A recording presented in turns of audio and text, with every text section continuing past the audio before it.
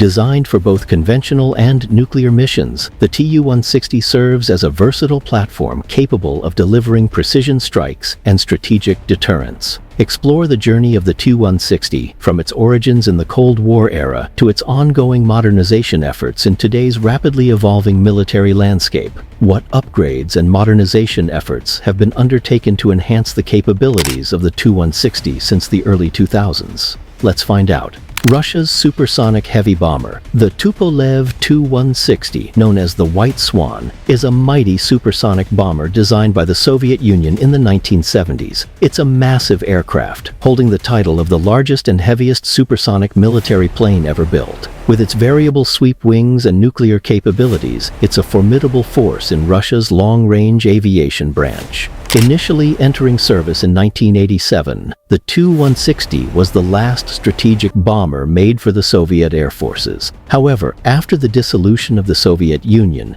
Ukraine inherited a significant portion of the fleet. Negotiations led to some aircraft being sold back to Russia, while others were scrapped. Since the early 2000s, upgrades have been made to the Tu-160, focusing on its electronic systems. The Tu-160M modernization program aims to update existing models, with plans for new-build aircraft as well. These efforts ensure that the Tu-160 remains a vital asset in Russia's military operations, as seen in its combat debut during the Syrian civil war. The birth of the Tu-160. Back in 1967, the Soviet Union kicked off its quest for a supersonic heavy bomber. By 1972, they were at it again, launching a competition to develop a new type of bomber in direct response to the U.S. Air Force's B-1 project. The goal: create a mighty, variable geometry heavy bomber capable of reaching speeds up to Mach 2.3.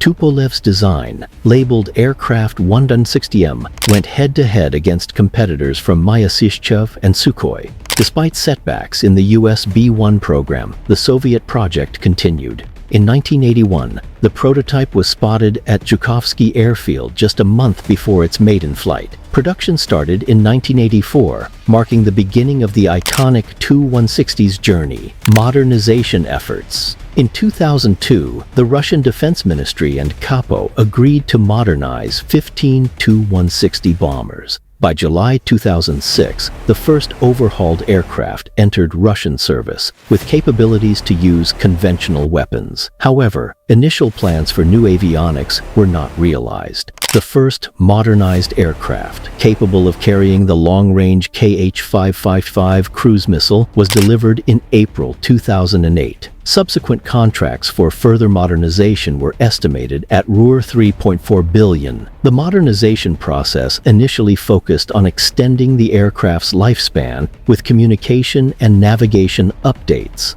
Later phases included engine upgrades, with a new radar and avionics showcased in November 2014. The updated version, known as the Tu-160M, was delivered to the Russian Air Force in December 2014. Challenges arose in engine production, with delays attributed to industrial limitations and financial concerns. Despite setbacks, progress was made, with the modernized Tu-160M performing its first test flight in February 2020. Deliveries of the upgraded aircraft began later that year, with 5 equipped with new engines by August 2022. According to President Vladimir Putin, 4 Tu-160M aircraft were delivered in 2023, expanding the Tu-160 fleet. In 2008, Russia announced plans to increase the active inventory of Tu-160 bombers to 30 or more aircraft by 2025-2030, with 1 new aircraft to be delivered every 1 to 2 years. In April 2015, on the orders of President Putin, Russian Defense Minister Sergei Shoigu declared the resumption of Tu-160 production. The Russian Air Force revealed intentions to purchase at least 50 Tu-160s from Kapo. General Viktor Bondarev confirmed that Tu-160 production would run alongside the development of the PAK-DA. In November 2017, a new Tu-160, assembled from an unfinished airframe, was unveiled, signifying a revival of production techniques lost after the termination of serial production in 1992.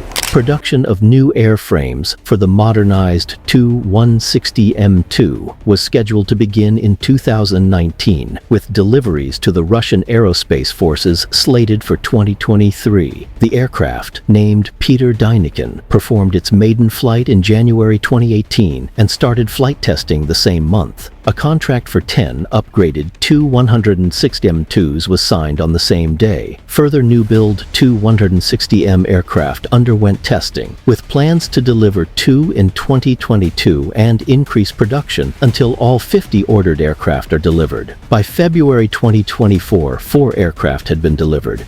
Civilian conversion of the Tu-160.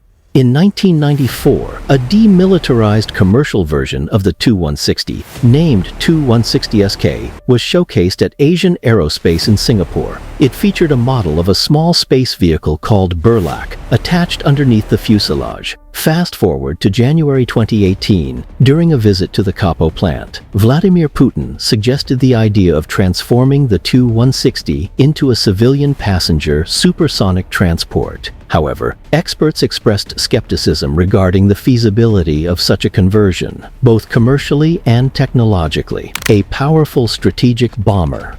The Tu-160 is a variable geometry wing aircraft equipped with a fly-by-wire control system and full-span slats on the leading edges, along with double-slotted flaps on the trailing edges. Titanium makes up a significant portion of its structure, including the swing wing hinge, which weighs 6 tons. This bomber boasts 4 Kuznetsov NK-32 afterburning turbofan engines, the most powerful ever installed on a combat aircraft. Capable of reaching speeds up to Mach 2.05, the Tu-160 features a probe and drogue in-flight refueling system for extended-range missions. Armed with a TZNPO Leninets Obzor-K radar for tracking ground and air targets, the Tu-160 carries weapons in 2 internal bays, with a total capacity of 40,000 kilo. While it lacks defensive weapons, plans are underway to arm it with new hypersonic missiles, including the Kh-47M2 Kinzhal. More extensive and faster than the B-1B Lancer, the Tu-160 serves primarily as a standoff missile platform, earning its nickname White Swan due to its distinctive anti-flash white paint scheme. Operational history and notable events. The 184th Guards Heavy Bomber Regiment in Ukraine began using the fearsome Tu-160 strategic bomber in April 1987. Initially replacing older strategic bombers, it quickly gained recognition for its capabilities. However, with the dissolution of the Soviet Union, a debate arose over the fate of the Ukrainian-based Tu-160s.